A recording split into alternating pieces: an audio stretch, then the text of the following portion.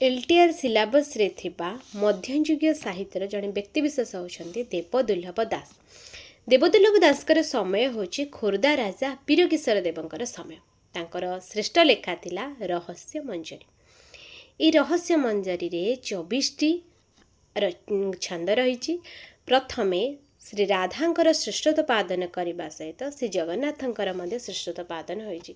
एथिरे नायक और नायिका किए? नायक होचंदी श्रीकृष्ण, नायिका होचंदी रुक्मिणी। ये रहस्य मंजरी रे ऐश्वर्य लीला ठारू माधुर्य लीला श्रेष्ठ बोली एथिरे कुहा जाइछि। रहस्य मंजरी माने श्रीकृष्ण प्रेमर रहस्यटा कोठी एठी अष्ट पाटवंशी राणी बा मुख्यतः रुक्मिणी एठी खोजिकी पाउछंती।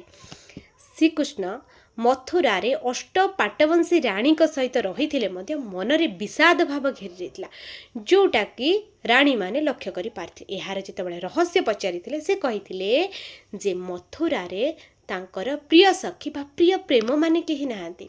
कोठी जानते ना? गोपरे। तो श्रीकृष्ण अष्ट पाटवंशी राणी को नहीं गोपपुर को जाइथिले, जोठिकी से जानी पारिथिले जे प्रेमटा कोड़ी थाए ना बेसी थिला गोपी माने आ राधा प्रति थिला। मनरे ईर्षा भाव जात होइथिले भी से श्रीकृष्ण प्रेमर रहस्यटा को खोजी पाइथिले, जोटा कि रहस्य मंजरीर विषय वस्तु।